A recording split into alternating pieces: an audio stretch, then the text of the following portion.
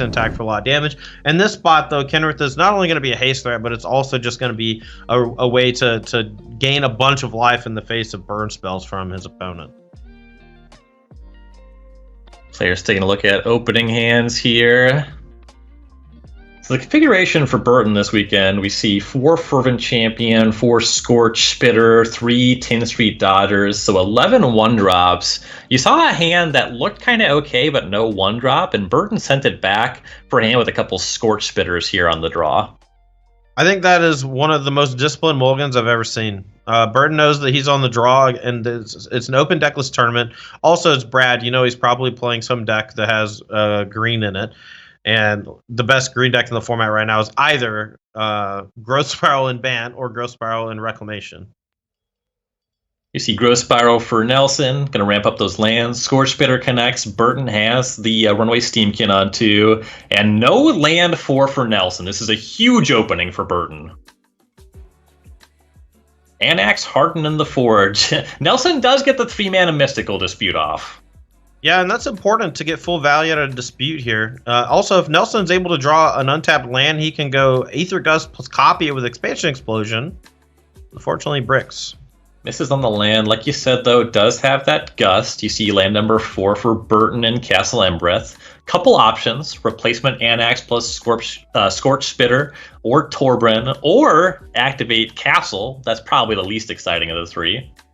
Yeah, if I'm Burton, I'm probably going for the double spell because that actually makes the Torbran better next turn. And the Anax is very likely to get tagged by either a Mystical Dispute or an Aether Gust this turn, or even just a Scorching Dragonfire. So here's an attempt at the Spitter. Aether Gust is going to target the Steamkin in response to that. Burton's not interested in redrawing that. It's going to be Anax and then an attack with the Spitter. Nelson to 12.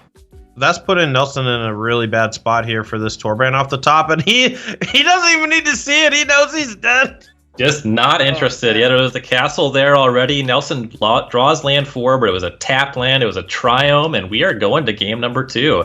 And that's a pretty big win for Burton there. Lost the die roll, but still won game number 1. Yeah, and you're seeing just how important that 1-drop was that he mulliganed into. Scorch. This is the matchup for Scorch Spitter.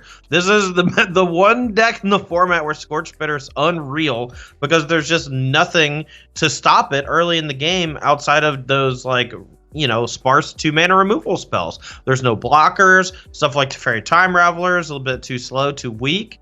Euro doesn't get online to stay onto the battlefield until it's way too late. Scorch Spitter has already done 8 damage. You see the Kenriths can't come in fast enough for Nelson. Some Solar Blazes, some Justice Strikes as well. Really interesting to see Justice Strikes side by side with Growth Spiral. Oh, for sure. That's a very weird mana combination, but one that is made possible by Fable Passage and the Triomes. Ryan, I know you're a pretty big fan of the tight concession. How would you rate that one from Brad drawing the 4th land tapped and then immediately conceding? I would call that very tight concession. That concession is like a 9 out of 10. Perfect landing on it. It could only have been tighter if he conceded on Burton's turn before he drew the tapped land. Oh. But I think actually with the Wilderness Reclamation, he might have had a shot. Well, that's what I mean. Is the tight concession discourse is a highly ironic, irony poisoned sort of conversation. So you have to make it a bit absurd to get the full 10. I gotcha. Nelson's going to open with a Triome. Burton's going to open with a Dodger. Has some nice 2 and 3 mana spells as well, as Nelson shocks and Stomping Ground is land number 2. Growth Spiral and Scorching Dragonfire as options. Nelson's going to give it a think before letting the Dodger through. It does connect. And Unchained Berserker, a follow-up for Burton. It's not one you expect to see come in too much, but it is decent in the face of the Teferi Time Ravelers from Nelson, as well as even the Justice Strikes because it has protection from wipe. Also doesn't get swept by the Solar Blaze, right? Oh, right. Yeah, because it does have the protection, We saw for a while in standard there was the like hexproof from X or hexproof from Y instead of protection, because protection was like fairly powerful and a little bit complicated. But now we've kind of seen the reversion. You're really starting to see the strength of protection, and here protection from white, a pretty big deal. See the Berserker and the Dodger coming in. Nelson now has 4 lands. He's going to use 2 mana for an Ether Gust on the Berserker. Dodger looks like going to connect again. Nelson to 15. Burton is going to deploy Annex. Had a choice of Annex or Tybalt. Goes for the more aggressive play. So we see a Growth Spiral from Nelson. Yeah, it picks up a Euro. This is going to be pretty tough sledding for Burton here after this, because Nelson next turn can go Scorching Dragonfire and Euro. Going to set himself back to 15 life. Found an Ether Gust too. Just has the World's Fair, dude. Uro leaving up Gust. This is a powerful turn. Draws Brazen Borrower as well. Scorching Dragonfire, a very clean answer to Annex. Yeah, Nelson making the very powerful move of main phasing the Scorching Dragonfire to make sure that Burton doesn't have the option to kill his own creature in response to generate some satyrs if his draw was pretty bad. Burton left that Unchained Berserker on top. Now redraws that. Has land number 4. Hand with 3 2-drops or a Tybalt. Gonna go with Runaway Steamkin into the Berserker. Get some bodies on the table. He's sequencing it like this to prevent some information leak, but also to maximize Robber of the Rich, and as well as the total number of rogues for his ability. Here, back on Nelson's side, Uro will escape. That's going to draw Nelson back up to 20. Draws a Hallowed Fountain. Puts it in tapped, not willing to shock it in, so has his choice of Ether Gust or Petty Theft here being left up. Burton draws and pre-combat slide up the stage. This generally works pretty well with Runaway Steamkin, though Nelson does have a couple potential answers to that. Yeah, I'm not sure what you do here if you're Nelson. An Ether Gust in response to the Steamkin means that the mana generation is unlikely to happen, but it allows Burton to potentially find land plus Steamkin and immediately recast it, which kind of undoes the Ether Gust in the first place. But maybe that's good enough. Looks like Nelson's considering gusting. He will. He'll gust the Steamkin. Burton not interested in redrawing that, or rather exiling it to light up the stage, as we see Fervent Champion and Mountain both being immediately deployed. Dodger will get unblockable. Nelson to 19, but pretty comfortably at that life total, I imagine. Yeah, and the Euro now going to start chunking in. Expansion Explosion's a draw, and even if that's hard cast without Reclamation, it's still deal 4, draw 4, which is probably going to be lights out. Even in the face of Tybalt, Rakish Instigator, it's not enough. And I think that we're going to be seeing a game 3 here pretty shortly. Yeah, the Tybalt is a nice check against medium effects. You know, if you care about a little life gain, pushes back there. Against a draw 4, does quite a bit less in that kind of situation. See, Robber of the Rich here for Burton. Does have mana for Castle Embreth, though Nelson at 22, and that Uro is showing no signs of stopping. Yeah, I was kind of curious to see if Nelson was just going to take all the damage and then instep just cast Double Borrower, untap, and attack Explosion. But I think still has enough mana here to use Petty Theft as well as cast both Borrowers.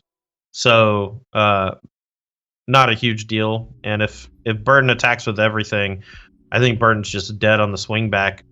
Although Robber of the Rich does have reach, so it can block one of the Brazen Borrowers, or the Euro, I guess.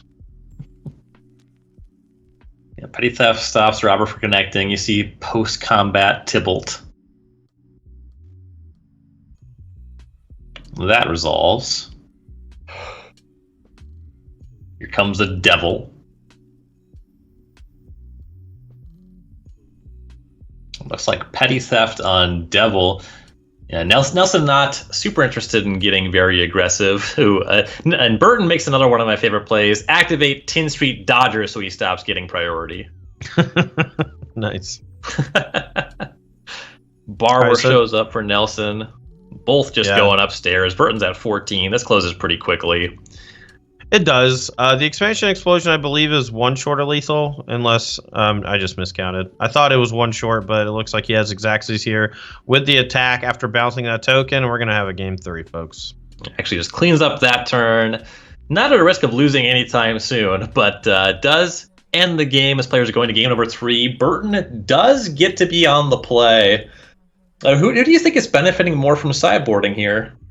Definitely Nelson. He got to get a lot of those mystical disputes and negates and things like that out of his deck to Fairy Time Raveler. This is not really the matchup for it, even though it is good, a great card in general. Against the aggressive decks like Mono Red, when they have a bunch of 1-drops that are pretty mediocre to bounce, stuff like Time Raveler is at its weakest. So getting that out of the deck in favor of the Devout Decrees and things like that, definitely a huge advantage there for Nelson after sideboard. There's a card, it's a new inclusion for Mono Red and Burton's sideboard. What are your thoughts on Subira Tulzidi Caravaner? Actually, follow-up first, do you know the text box on Subira Tulzidi Caravaner? What? Why are you gonna put me on the spot like that, bro? It's fine if you don't know, man. Look, I don't have a quick link to this card. No, let me hit you. I have a text deck list. Okay. Let me drop some knowledge on you. All right, here, hit me. It's a 3-mana 2/3 with haste. It's a legendary human shaman, and for 1 mana, it gives another creature with power 2 or less unblockable. You can pay red and 1 and tap it to discard your hand until an end of turn. Whenever a creature you control with power 2 or less deals combat damage to a player, you draw a card. I mean, that card sounds rad. I don't know if this is the matchup for it. Suppose the idea is you get your Dodgers in early, and this is a way to gas back up in the late game. Yeah, I mean that sounds interesting. You know, I don't know what to tell you, dude. That's a really weird card. I've played it in some of my sealed decks. Sure. Looks like Nelson here going to go for it's a very defensive line, but this is an aggressive line. He's going for a turn 1 Spectral Sailor to block the Scorch Spitter. And I don't know that Burton has anything to do about it, but this block against the Scorch Spitter on 1 is going to give Brad so many free life points.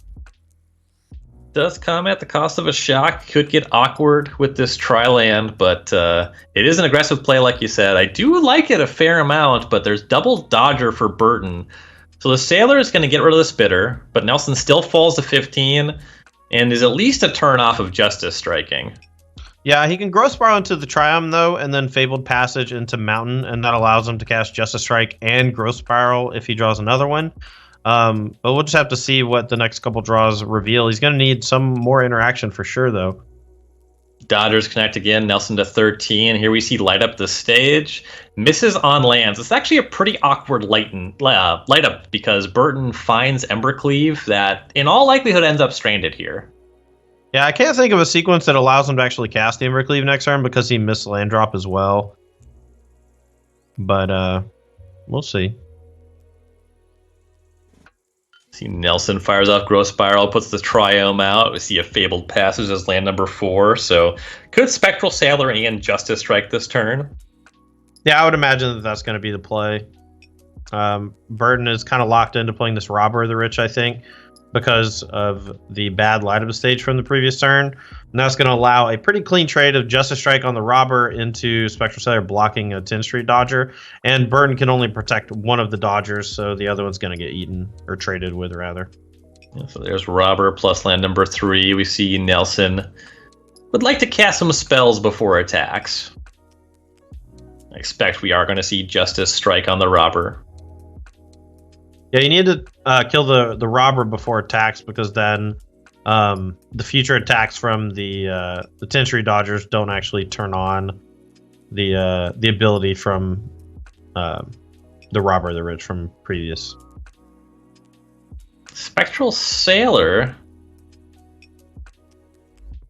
It's going to be cast here. I think Nelson's weighing the possibility of cycling Triome instead of casting Justice Strike. Oh, that also put him at an even amount of cards in hand, too, so the Robber of the Rich doesn't even get to trigger. And Yeah, Nelson 3 here cards may each. even choose to not trade the Spectral Sailor because he's out of juice. Wow. Huh. So lands on the Justice Strike. So the Spectral Sailor stopped the Rich activation. And now we see Justice Strike fired off, and the Sailor gets to trade. So just taking as much time as he had, like the navigation. Yeah, and he needed to just use his mana as efficiently as possible and make the trades to protect his life total as much as he can.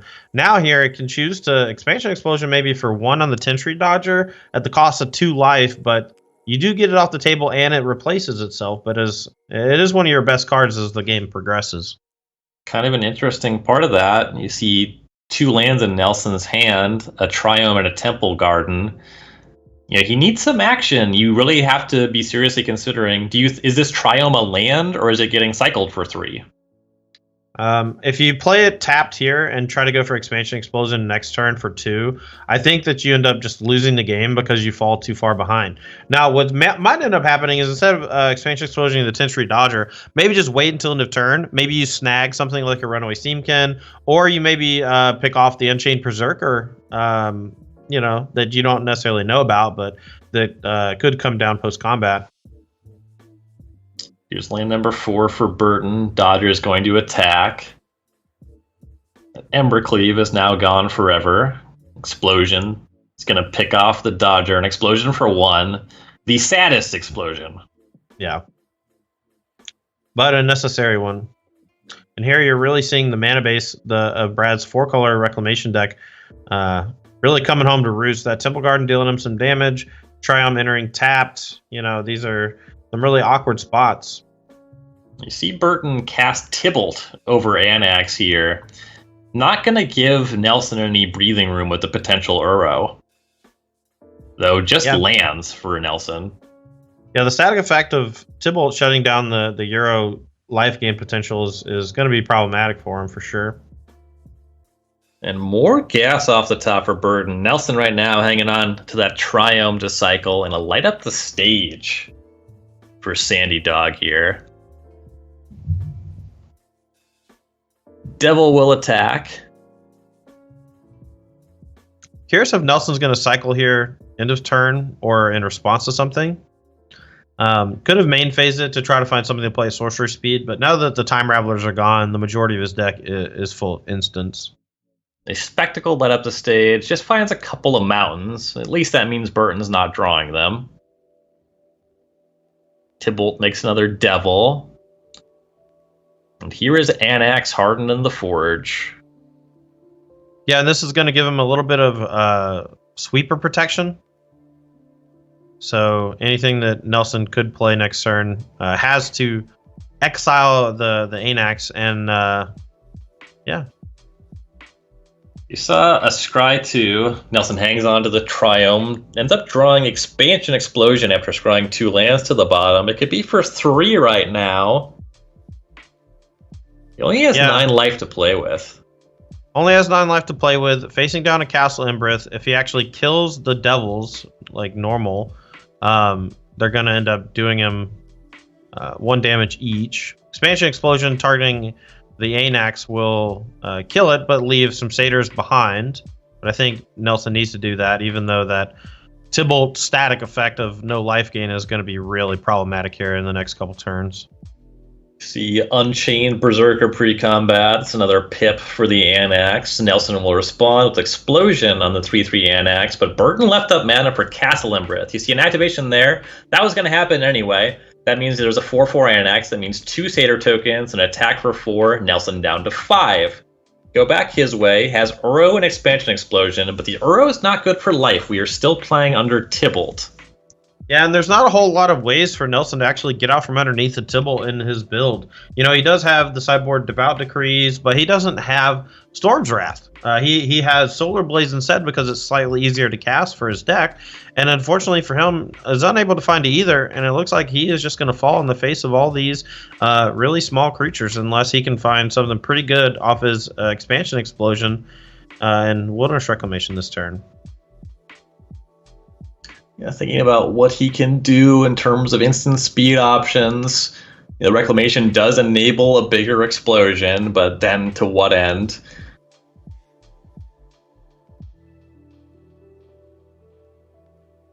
See some mana being tapped here. The rope is burning, though. Nelson considering cycling Triome. Doesn't really like anything he already has. There's Fabled Passage. Yeah, I think the big problem is that his only real out here, I think, is Solar Blaze. Because he needs to actually kill every creature. If he goes for Wilderness Reclamation into Expansion Explosion, excuse me, go ahead. Hold on Solar Blaze, though. You end up you have to get a little bit more, right? Because the Devils put you to 3 and the Berserker hangs around. Oh yeah, the Berserker dodging is so bad for Nelson. So we see a cycle in the Triome just into a Growth Spiral. It's a redraw. Draws Devout Decree. Gets rid of Tybalt, but there's not any mana left over. Yeah, I think this is just lights out for Nelson. He's going to pack it in. Brandon Burton moves to 4-0. Let's go, Sandy Dog!